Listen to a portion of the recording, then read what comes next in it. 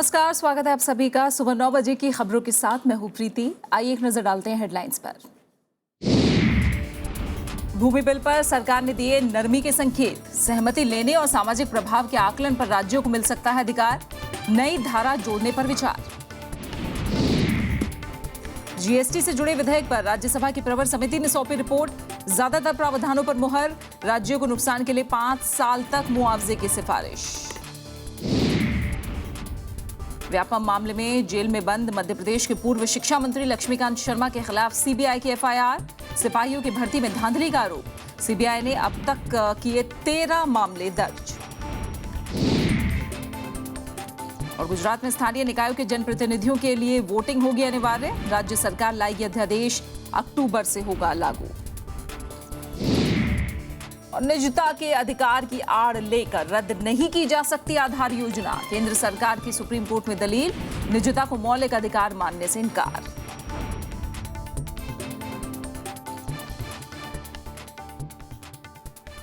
भूमि संशोधन बिल पर सरकार ने नरमी के संकेत दिए हैं। विपक्ष के कड़े विरोध के बाद सरकार बीच का रास्ता निकाल सकती है। जमीन अधिग्रहण के लिए किसानों की सहमति और सामाजिक प्रभाव के आकलन का काम राज्यों पर छोड़ा जा सकता है। इसके लिए बिल में नई धारा जोड़ी जा सकती है। भूमि कानून में संशोधनों पर सहमति नहीं बनने के बाद सरकार बिल में नए बदलाव कर सकती है। इसके तहत राज्यों को ये छूट दी जा सकती है कि वो चाहें तो किसानों की सहमति से भूमि का अधिग्रहण करें। अगर राज्य चाहें तो सामाजिक प्रभाव का आकलन भी कर सकते हैं। केंद्रीय ग्रामीण विकास मंत्री चौधरी बीरेंद्र सिंह भी बिल में बदलावों का संकेत दे चुके हैं। ज्वाइंट कमेटी की रिपोर्ट का भी स्वरूप देखना पड़ेगा। देयर इज ए पॉसिबिलिटी के they suggest lot of amendments और सजेशंस और recommendation, then we may bring a new bill. मंगलवार को कैबिनेट बैठक में भी बिल पर विचार हुआ था। संकेत है कि सरकार की तरफ से बिल में कुछ संशोधन पेश किए जा सकते हैं। सरकार कुछ बदलावों के साथ सहमति वाला प्रावधान दोबारा बिल में जोड़ सकती है। समाजवादी पार्टी कह चुकी है कि भूमि बिल में बदलाव होने पर बात बन सकती है। लैंड बिल जो इन्होंने संशोधन किया है उससे समाजवादी पार्टी सहमत नहीं है। उसमें गवर्नमेंट अगर कुछ पीछे हटेगी तो हो सकता है कि कोई काम बने। हालांकि कांग्रेस और वाम दल 2013 के भूमि कानून में बदलाव के खिलाफ हैं। If they want to come out with a new bill, why have they not come? Why are they delaying this joint parliamentary committee's report? It's the government that is delaying. छटपटाई हुई, घबराई हुई सरकार लगता है अब लैंड बिल के अंदर कुछ संशोधन करने को तैयार नजर आ रही है।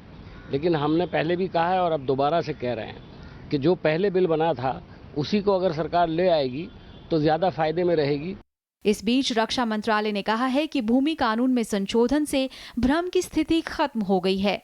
रक्षा सचिव जी मोहन कुमार ने कल भूमि बिल पर संयुक्त संसदीय समिति के सामने कहा कि सुरक्षा कामों के लिए जमीन लेते वक्त 2013 के कानून से भ्रम पैदा हो रहा था। समिति को अब अगस्त के पहले हफ्ते तक रिपोर्ट सौंपनी है। Bureau report, Rajya Sabha TV. वस्तु और सेवा कर यानी जीएसटी से जुड़े संविधान संशोधन विधेयक पर सेलेक्ट कमेटी ने कल अपनी रिपोर्ट राज्यसभा में पेश कर दी। समिति ने बिल में 3 संशोधनों की सिफारिश के साथ लगभग सभी प्रावधानों को मंजूर कर लिया है। कई दलों की मांग पर समिति ने राज्यों को 5 साल तक राजस्व भरपाई करने पर भी सहमति जताई है। हालांकि कांग्रेस, वाम दलों और एआईएडीएमके ने बिल के मौजूदा स्वरूप पर असहमति का नोट भी दिया है। बीजेपी सांसद भूपिंदर सिंह की अध्यक्षता वाली राज्यसभा की सिलेक्ट कमेटी ने जीएसटी विधेयक के सभी 21 प्रावधानों को लगभग मंजूर कर लिया है। समिति ने तृणमूल कांग्रेस सहित कुछ अन्य दलों की मांग पर बिल में कुछ संशोधन भी माने हैं। इसके तहत जीएसटी लागू होने के बाद 5 साल तक राज्यों के राजस्व नुकसान की भरपाई केंद्र करेगा। इसके अलावा जीएसटी बिल में उत्पादक राज्यों को 1% तक मुआवजा देने की सिफारिश भी की गई है। We have giving a definition of the band also. Then there is a definition which is required about the funds of the local bodies. So select committee give a suggestion that when the state bill will become, so the role of the local bodies and their financial resources must be taken into the care. Congress ने GST bill के 8 प्रावधानों पर आपत्ति जताई है। कांग्रेस और वाम दलों के मुताबिक जीएसटी काउंसिल में केंद्र सरकार का दबदबा है, जिससे राज्यों के हितों को नुकसान हो रहा है। एआईएडीएमके की मांग है कि पेट्रोलियम पदार्थों को जीएसटी के दायरे से बाहर रखना चाहिए। हम जीएसटी के पक्ष में हैं, वो विरोध में थे। दूसरा, जीएसटी में जो सोच समझ के बदलाव की ज़रूरत समझी गई, उस पर सुझाव दिए गए, उस पर उनको क्यों आपत्ति है? क्या देश को ऐसा जीएसटी देंगे जिससे एक कॉमन मार्केट भारत ना बने? देश भर में एक समान कर व्यवस्था लागू करने से जुड़े जीएसटी विधेयक पर बजट सत्र के दौरान राज्यसभा में सहमति नहीं बन पाई थी। इसके लिए सिलेक्ट कमेटी का गठन किया गया था। इस बिल को लोकसभा में 2/3 बहुमत से मंजूरी मिल चुकी है। सरकार की अगले साल 1 अप्रैल से देश भर में जीएसटी को लागू करने की योजना है। कृति मिश्रा, राज्यसभा टीवी।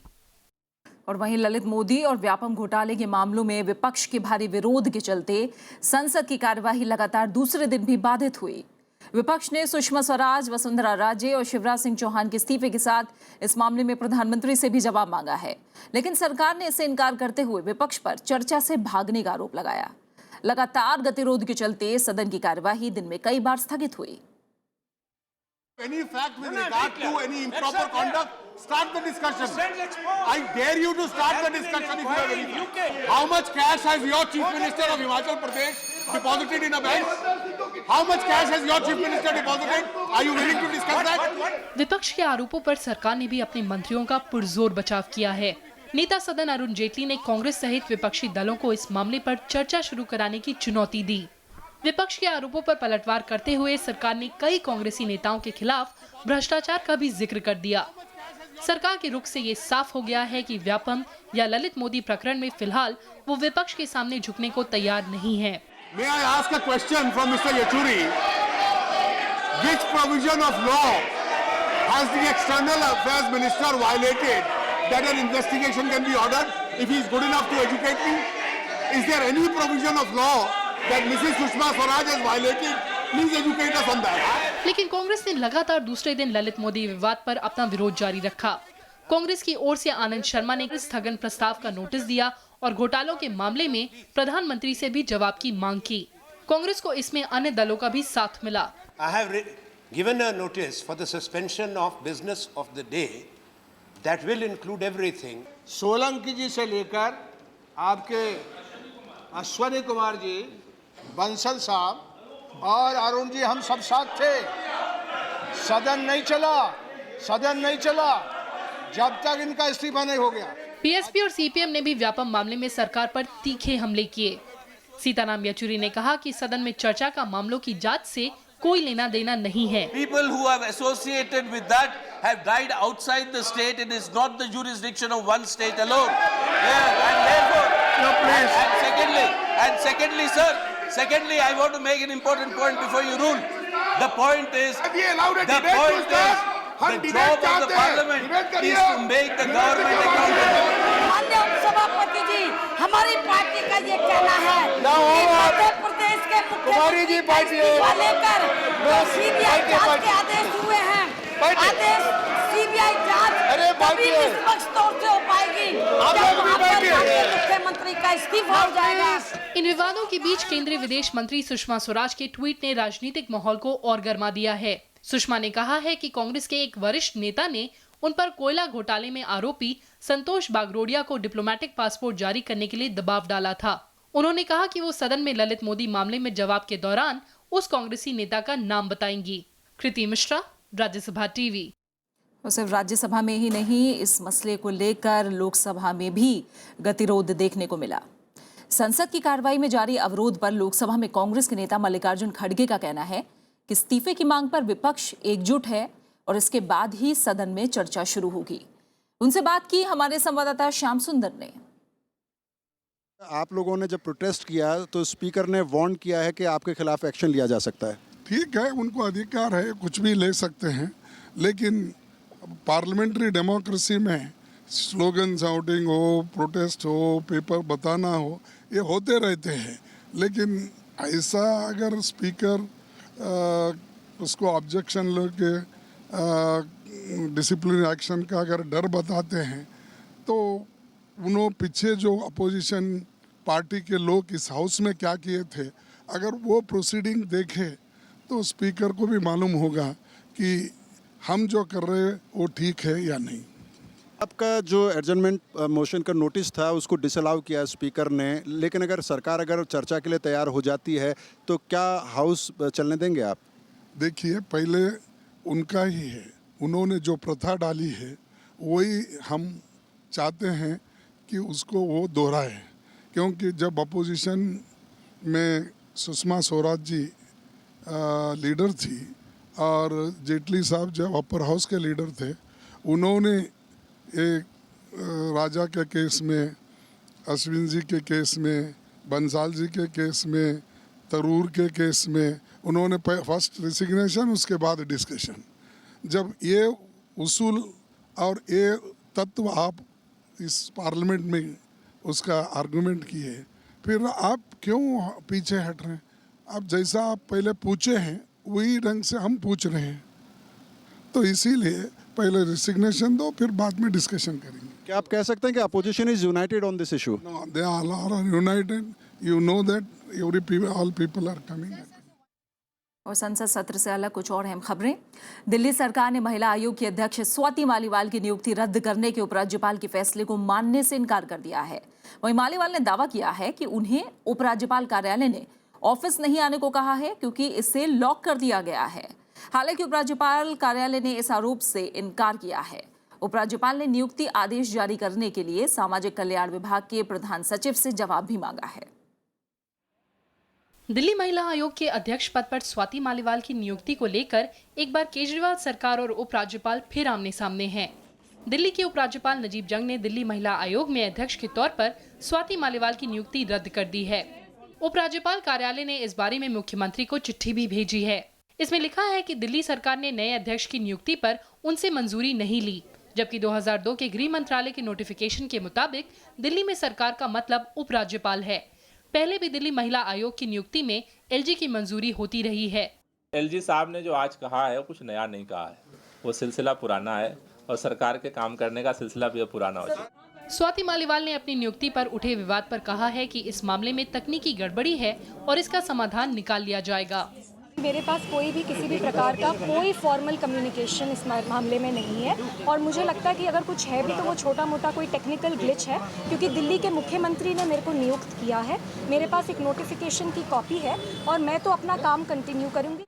बीजेपी और कांग्रेस ने नियुक्ति प्रक्रिया को लेकर विरोध जताया है। जिस प्रकार से वो अपनी नेचर को सुपर बॉस करके प्रूव कर रहे हैं कि मैं ही सर्वे सर्वा हूँ दिल्ली का, उसको उनसे बचना चाहिए। जब हाई कोर्ट ने और सुप्रीम कोर्ट ने भी उस नोटिफिकेशन को वैध कर दिया है जिसमें सारी अपॉइंटमेंट्स एलजी के माध्यम से होंगी, तो उनको समझना चाहिए कि एलजी को फाइल भेजना जरूरी है। संवैधानिक मामलों के जानकारों का कहना है कि राज्य सरकार की ओर से किसी भी नियुक्ति की उपराज्यपाल से मंजूरी जरूरी है। हम दिल्ली में 2-3 चीज़ों को छोड़ करके बाकी सारी चीज़ों में गवर्नमेंट का अपना पावर है, फाइनल डिसीजन वो ले सकते हैं, लेकिन एक प्रोसीजर की बात है कि गवर्नर को या तो इन्फॉर्म करना पड़ता है या उनके पास फाइल भेजना पड़ता है। दिल्ली सरकार और उपराज्यपाल के बीच अधिकारों से जुड़े कई मामले दिल्ली हाईकोर्ट और सुप्रीम कोर्ट में विचाराधीन हैं। ऐसे में स्वाति मालीवाल की नियुक्ति भी कानूनी दांवपेच में उलझती नजर आ रही है। नियम कानून का हवाला देकर उपराज्यपाल पर निशाना साधने वाले केजरीवाल इस बार खुद कानूनी दांवपेच में फंसते नजर आ रहे हैं। वो भी तब जब उपराज्यपाल ने ये सवाल खड़े कर दिए कि दिल्ली महिला आयोग की अध्यक्षा की नियुक्ति करने के लिए जो तरीका साल 2014 में अपनाया गया था वो इस बार क्यों नहीं।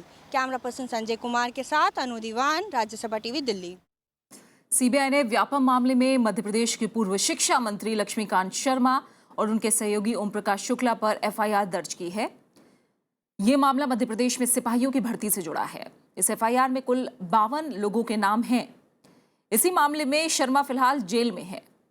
जांच एजेंसी अब तक 13 एफआईआर दर्ज कर चुकी है। आरोप है कि पहले से तय उम्मीदवारों को ओएमआर शीट खाली छोड़ देने को कहा गया, फिर इन उम्मीदवारों को ज्यादा नंबर दे दिए गए। सीबीआई की 40 सदस्यों वाली टीम व्यापम मामले की जांच कर रही है। उधर व्यापम मामले को लेकर कांग्रेस आज भोपाल में प्रदर्शन करेगी। पार्टी के कार्यकर्ता मुख्यमंत्री के आवास का भी घेराव करेंगे। ललित मोदी विवाद और व्यापम मामले में घिरी बीजेपी ने अब कांग्रेस को घेरने की कोशिश की है।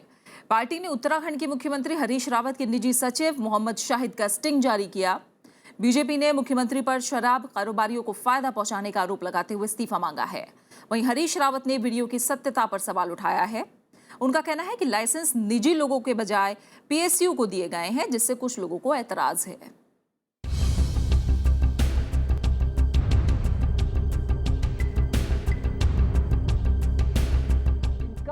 बीजेपी प्रवक्ता निर्मला सीतारमण ने बुधवार को एक स्टिंग जारी किया। इसमें उत्तराखंड के मुख्यमंत्री हरीश रावत के निजी सचिव मोहम्मद शाहिद शराब कारोबारियों से पैसा लेकर आबकारी नीति बदलने की बात कर रहे हैं। बीजेपी ने हरीश रावत पर शराब कारोबारियों से घूस लेने का आरोप लगाया है और उसके तहत ये मिडिलमैन इनके साथ मोहम्मद शाहिद जो पीएस है वो उनके साथ बैठ करके चर्चा कर रहे हैं कि कितना देना, कहां देना, कब देना। चीफ मिनिस्टर पद में रहने के लायक नहीं बने भी, वो तुरंत इस्तीफा देना चाहिए। उत्तराखंड के मुख्यमंत्री ने आरोपों को खारिज करते हुए वीडियो की सत्यता पर सवाल उठाए हैं। तो न उन्होंने समय बताया है कब लिया, न स्थान बताया है, न वॉइस ऑथेंटिकेट की है, न और चीजें ऑथेंटिकेट की हैं। तो इसलिए मैं समझता हूं कि भाजपा बहुत डेस्परेट है। यूपीए सरकार में हरीश रावत के केंद्रीय मंत्री रहने के दौरान मोहम्मद शाहिद उनके पीएस थे। उत्तराखंड के मुख्यमंत्री बनने पर हरीश रावत उन्हें अपने साथ ले गए। बीजेपी ने मुख्यमंत्री हरीश रावत पर राज्य की आबकारी नीति बदलने और राज्य को राजस्व का नुकसान पहुंचाने का आरोप लगाया है। Bureau report, Rajya Sabha TV. Gujarat सरकार स्थानीय निकायों के निर्वाचित जनप्रतिनिधियों के लिए वोटिंग को अनिवार्य बनाएगी। इसके लिए अध्यादेश लाने की घोषणा की गई है। गुजरात सरकार के प्रवक्ता और स्वास्थ्य मंत्री नितिन पटेल ने कहा कि अक्टूबर में होने वाले स्थानीय निकाय चुनाव से इसे लागू किया जाएगा। नए कानून में वोटिंग नहीं करने वाले स्थानीय निकाय के जनप्रतिनिधियों को अयोग्य करने का प्रावधान होगा। दरअसल गुजरात सरकार ने अनिवार्य मतदान कानून बनाया है, जिसमें स्थानीय निकाय चुनाव में वोटिंग करना अनिवार्य होगा। लेकिन इस कानून को लागू करने से पहले सरकार जनप्रतिनिधियों के लिए वोटिंग को जरूरी बनाना चाहती है। केंद्र सरकार ने कहा है कि आधार योजना खत्म करने के लिए निजता के अधिकार का सहारा नहीं लिया जा सकता। अटॉर्नी जनरल मुकुल रोहतगी ने कल सुप्रीम कोर्ट को बताया कि निजता का अधिकार मौलिक अधिकार नहीं है। सरकार की दलील उन याचिकाओं के जवाब में आई है कि नागरिकों के निजी डेटा जमा करने से निजता के अधिकार का उल्लंघन हो रहा है। सरकार ने आधार का विरोध करने वाली याचिकाओं को तुरंत रद्द करने की मांग की। केंद्र ने निजता के अधिकार पर फैसले के लिए बड़ी बेंच गठित करने का आग्रह भी किया। अटॉर्नी जनरल ने 1950 में सुप्रीम कोर्ट की 8 जजों की पीठ का हवाला देते हुए कहा कि उस फैसले में निजता को मौलिक अधिकार नहीं माना गया था। मंगलवार को भी सरकार ने आधार योजना को खत्म करने से इनकार कर दिया था। सरकार का कहना था कि इस योजना पर भारी भरकम राशि खर्च हो चुकी है। और फिलहाल यहाँ एक छोटे से ब्रेक के लिए रुक रहे हैं, आगे देखेंगे। उत्तराखंड में एमए पास लड़कियां सिर पर बोझ ढोने को क्यों है मजबूर।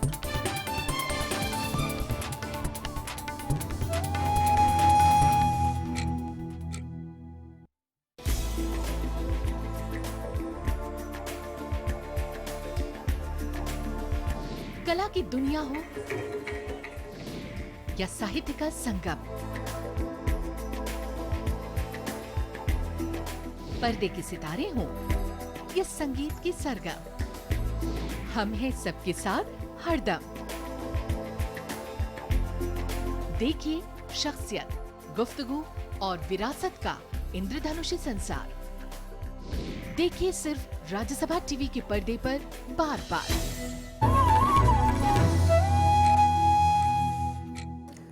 इराक के मोसुल में बंधक बनाए गए सभी 39 भारतीय सुरक्षित हैं। आईएस आतंकियों ने इन लोगों को करीब 1 साल पहले बंधक बनाया था। बंधक बनाए गए सभी 39 भारतीयों की सुरक्षित रिहाई की कोशिश जारी है। लोकसभा में विदेश राज्य मंत्री वीके सिंह ने इस बात की जानकारी दी। उन्होंने बताया कि इन भारतीय बंधकों के बारे में सूचना पाने के लिए सरकार इराक सरकार से संपर्क में है। बंधक बनाए गए 39 भारतीयों की स्थिति और सुरक्षा की सरकार बराबर जानकारी ले रही है। इन भारतीयों को आईएस ने पिछले साल 11 जून को मोसुल में बंधक बना लिया था। इस बीच आईएस की कैद से भाग निकलने वाले 26 साल के हरजीत मसीह ने मई में दावा किया था कि सभी 39 भारतीयों को गोली मार दी गई है। केंद्रीय गृह मंत्रालय ने आईएफएस अधिकारी देवयानी खोब्रागड़े की अर्जी ठुकरा दी है, जिसमें उन्होंने अपने बच्चों के लिए दोहरी नागरिकता की मांग की थी।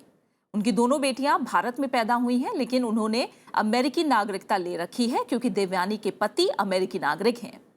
मंत्रालय ने तर्क दिया है कि भारतीय कानून इसकी इजाजत नहीं देता। खोब्रागड़े को अमेरिका में 2013 में गिरफ्तार किया गया था, तब वो भारतीय दूतावास में पोस्टेड थी।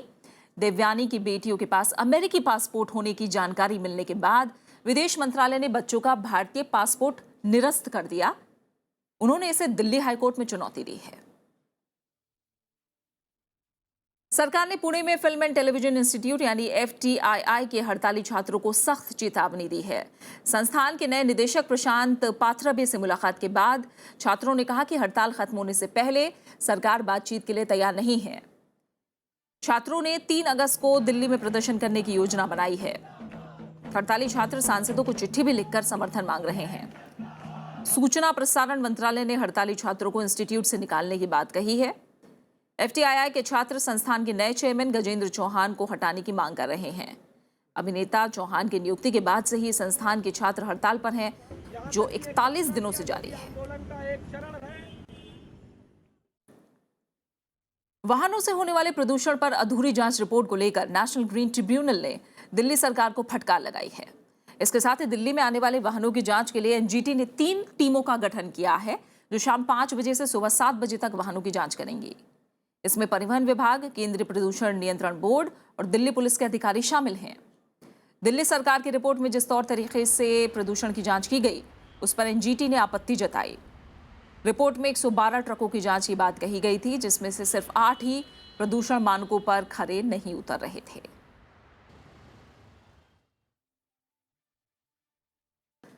और आइए कुछ अहम अंतर्राष्ट्रीय खबरों का रुख करते हैं। ग्रीस की संसद में आर्थिक सुधारों के दूसरे मसौदे को बहुमत से पास कर दिया गया। बुधवार को हुए मतदान में 230 सांसदों ने आर्थिक सुधार के प्रस्ताव के पक्ष में मतदान किया, जबकि 63 सांसदों ने विरोध में वोट डाले। इस बार भी प्रधानमंत्री अलेक्सिस सिप्रास को अपनी सिरिजा पार्टी के सांसदों का विरोध झेलना पड़ा। 36 सांसदों ने या तो मसौदे के विरोध में वोट किया या खुद को मतदान से अलग रखा। वोटिंग के दौरान संसद के बाहर प्रदर्शन उग्र हो गया और प्रदर्शनकारियों ने पुलिस पर पेट्रोल बम और पत्थर फेंके।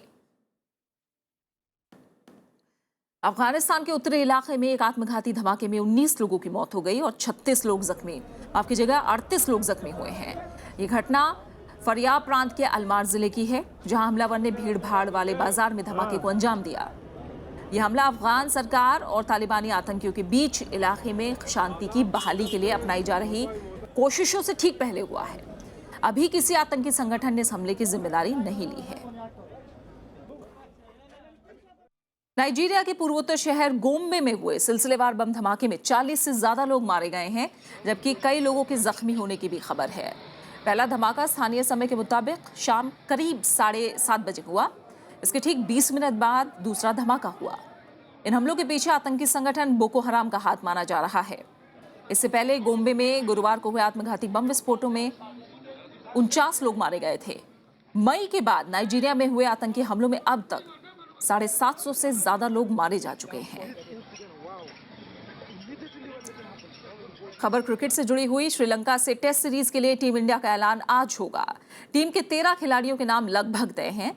इसमें शिखर धवन, मुरली विजय, कप्तान विराट कोहली, अजिंक्य रहाणे, रोहित शर्मा, विकेट कीपर रिद्धिमान साहा, उमेश यादव, ईशांत शर्मा और भुवनेश्वर कुमार के नाम हैं।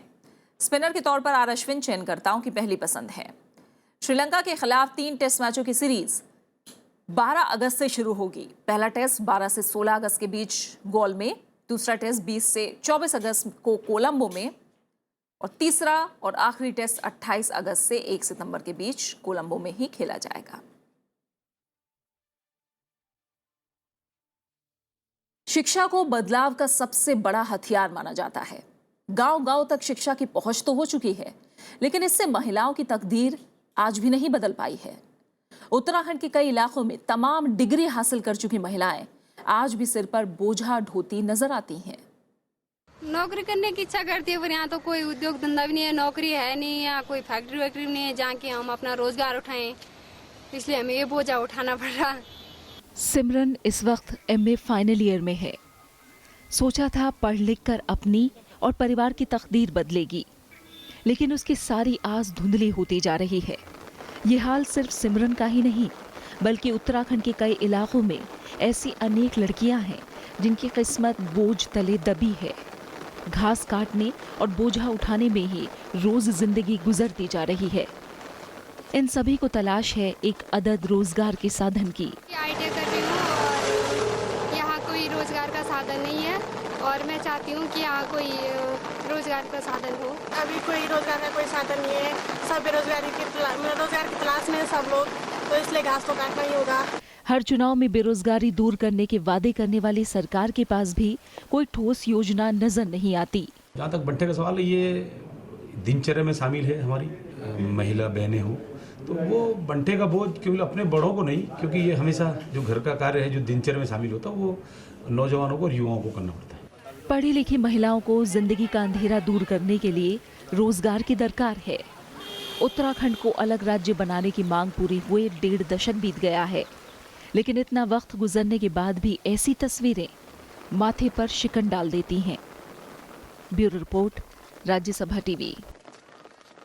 आज गुजरे जमाने के बेहतरीन अभिनेता महमूद की पुण्यतिथि है। करियर की शुरुआत में कड़े संघर्षों के दौर से गुजरे महमूद ने आगे चलकर ऐसा मुकाम हासिल किया जहां आज तक शायद ही कोई पहुंच पाया हो। आइए याद करते हैं बेमिसाल हास्य कलाकार महमूद को उनकी पुण्यतिथि पर। दुनिया मेरी जवां है, कहाँ ही तुम्हें मेम साहब, जय मेम साहब। हैदराबादी जुबान को लोगों के घर घर पहुंचाना हो। तुम्हें अंदर रहेंगे तो मैं क्या बात करूंगा भाई, बाहर आके देखो, मैं तुम्हारे लिए गरम गरम लेके आया हूँ चाय, जल्दी आवे तो ठंडी हो जाएंगी। या फिर दक्षिण भारतीय लुंगी को घुमाकर पहनने की अदा। चतुर नार करके सिंगार मेरे मन के द्वार, ये घुसत जात हम मरत जात, अरे हे। महमूद को पर्दे पर दिखने की दरकार नहीं थी, हंसाने के लिए उनका नाम ही काफी था। हम काले हैं तो क्या हुआ, दिल वाले हैं हम, तेरे तेरे तेरे चाहने वाले हैं। उस दौर में महमूद शायद अकेले ऐसे हास्य कलाकार थे जिनकी तस्वीर फिल्मी पोस्टरों में हीरो के बराबर रहा करती थी। शुरुआत में छोटे मोटे रोल करने के बाद 1961 में फिल्म ससुराल में उन्हें बड़ा काम मिला और ये फिल्म उनकी पहली हिट साबित हुई। यहीं से महमूद बतौर हास्य कलाकार लोगों के दिलों में बस गए। अरे लेकिन दूसरे की आंखों में तो शर्म है, वो चुका देंगे। ये क्या कह रहे हैं आप? 80 का दशक आते आते महमूद साहब ने फिल्में कम कर दी। उनकी आखिरी फिल्मों में अंदाज अपना अपना काफी मशहूर रही। महमूद एक ऐसे कलाकार रहे जिन्हें याद करते आंखें नम तो होती हैं, लेकिन हंस हंस के।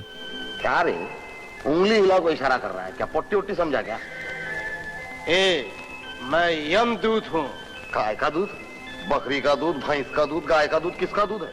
Bureau report, Rajya Sabha TV. आया हूँ यमदूत। फिर नीचे क्या? और इसी के साथ फिलहाल इस बुलेटिन में इतना ही। आखिर में एक नजर हेडलाइंस पर। भूमि बिल पर सरकार ने दिए नरमी के संकेत, सहमति लेने और सामाजिक प्रभाव के आकलन पर राज्यों को मिल सकता है अधिकार, नई धारा जोड़ने पर विचार। जीएसटी से जुड़े विधेयक पर राज्यसभा की प्रवर समिति ने सौंपी रिपोर्ट, ज्यादातर प्रावधानों पर मुहर, राज्यों को नुकसान के लिए 5 साल तक मुआवजे की सिफारिश। व्यापम मामले में जेल में बंद मध्य प्रदेश के पूर्व शिक्षा मंत्री लक्ष्मीकांत शर्मा के खिलाफ सीबीआई की एफआईआर, सिपाहियों की भर्ती में धांधली का आरोप, सीबीआई ने अब तक किए 13 मामले दर्ज। गुजरात में स्थानीय निकायों के जनप्रतिनिधियों के लिए वोटिंग होगी अनिवार्य, राज्य सरकार लाएगी अध्यादेश, अक्टूबर से होगा लागू। और निजता के अधिकार की आड़ लेकर रद्द नहीं की जा सकती आधार योजना, केंद्र सरकार की सुप्रीम कोर्ट में दलील, निजता को मौलिक अधिकार मानने से इनकार।